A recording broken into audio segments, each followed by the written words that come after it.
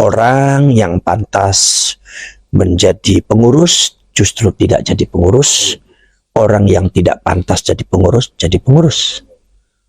Kiai yang betul-betul atau orang yang betul-betul mendalami ke-NU-an tapi tidak jadi pengurus NU, tapi orang-orang yang sangat tidak tahu tentang masalah ke-NU-an tapi justru jadi pengurus NU. Itu adalah konsekuensinya seperti itu. Tapi walau bagaimanapun kita harus menghadapi itu semua dengan bijak. Artinya bagaimana? Ya bagaimanapun ya, Rais Am Kiai Miftahul Akhyar itu adalah Rais Am kita. Tentunya kita sebagai Nahdliyin juga ketika beliau salah juga kita harus mengingatkan beliau. Mengingatkan beliau supaya dalam rangka apa? Dalam rangka supaya muru'ah dan keutuhan daripada Nahdlatul Ulama itu tidak ambruk di tengah jalan. Jangan sampai ada yang gembosi dari dalam. Jangan sampai ada apa-apa di perjalanan di Nahdlatul Ulama. Itu kita harus memberikan masukan-masukan yang konstruktif, yang positif kepada beliau. Dan saya harapkan kepada pengurus PBNU ini dan pengurus NU yang lainnya juga jangan menutup diri untuk menerima masukan dari luar. Karena semua manusia itu patut untuk diingatkan.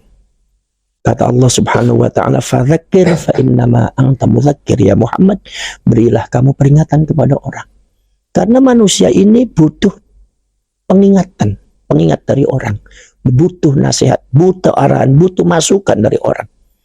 Kalau seumpama ada orang memiliki satu faham, asumsi bahwa pendapat dia adalah paling benar, yang lain itu adalah salah, ini adalah merupakan egoisme pribadi yang sebetulnya karakter ini jangan sampai melekat, jangan sampai dimiliki oleh seorang pengurus, apalagi itu pengurus PBNU atau pengurus NU sekalipun.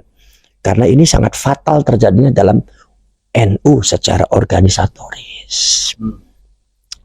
Kemudian masalah yang berkaitan dengan Ki Miftahul Akhyar, masalah yang berkaitan dengan komentarnya beliau, contohnya semacam yang saya dengar ya, itu bahwasanya orang yang mengkaji nasabnya habaib itu adalah orang Wahabi dan orang Khawarij.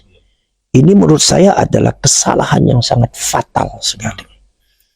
Kesalahan yang sangat fatal yang ditimbulkan dari cara berpikir yang salah. Yang muncul dari ideologi pemikiran yang salah. Yang muncul dari menurut saya berhubungan dengan mentalitas juga yang salah. Kenapa saya bisa bicara seperti itu? Karena di dalam jejak digitalnya beliau itu pernah juga salah menilai. Di antaranya apa? Di antaranya beliau di dalam berita yang saya lihat bahwasanya beliau mengatakan bahwasanya pemerintah ini sangat diuntungkan dengan kehadiran FPI, diuntungkan juga termasuk NU juga dalam rangka nahi mungkar. Artinya di sini beliau itu memahami satu masalah yang ada terjadi itu dengan kacamata kuda. Artinya dia tidak mau menoleh ke kanan dan ke kiri, menutup diri dari adanya satu celah paradigma sebelah kanan sebelah kiri, lurus sesuai dengan asumsi yang dia mainkan, sesuai dengan ideologi yang dia miliki. Ini sebetulnya kalau saya fair bicara, ini sebetulnya sangat berbahaya cara semacam itu, dan sangat jauh daripada cara-cara metode-metode kiai-kiai ulama, Nahdlatul Ulama seperti zamannya Gus Dur, Mbah Hasyim Asy'ari, Mbah Wahab Hasbullah. Itu sangat jauh daripada karakter dan mentalitas semacam itu. Jadi artinya apa? Beliau itu memahami masalah ketika itu adalah sangat pragmatis sekali, bahwasannya FPI ya, Front Pembela Islam ya, yang sudah dibekukan, yang sudah dibubarkan. Kita mengingat kembali ya, dikatakan bahwasanya diuntungkan dari mana? Karena hanya dengan kacamata saja, bahwa kacamata yang beliau lihat itu adalah dia membubarkan perjudian miras. Kita tidak tahu di belakangnya gimana. Apalagi sudah nyata-nyata bahwa FPI itu di belakangnya itu membawa satu ideologi kebangsaan yang akan merubah ideologi kebangsaan yang sudah didirikan oleh para pendahulu Indonesia. Yaitu adalah kenapa? Yaitu ideologi khilafah, khilafah Wahabiyah. Saya tidak mengatakan khilafah Islamiyah, terlalu besar Islam. Si khilafah Wahabiyah, khilafahnya HTI. Dulu para habaib itu kan selalu di dalam pergolakan politik. Itu kan bercampurnya dengan HTI. HTI kan Wahabi. Wahabi kan Khawarij. Sekarang saya tanya, kenapa sampian mendukung FPI yang bergabung dengan Khawarij, sementara ada ulama dan Kiai NU yang membahas nasabnya habaib dibilang Khawarij, dibilang Wahabi. Itu sebetulnya menurut saya itu satu pemikiran yang absurd dan sangat fatal sekali. Sebetulnya orang-orang yang memiliki intelektualitas yang sederhana pun tidak akan memiliki kesimpulan semacam itu. Jadi artinya apa? Artinya itu satu kesalahan yang sangat fatal. Bahwa kesimpulan beliau itu kok bisa salah. Sementara beliau juga banyak mengkritik Kang Said Agil ketika itu. Bahkan dalam komentarnya sangat keras supaya Kang Said dianggap harus berhati-hati dalam masalah komentarnya.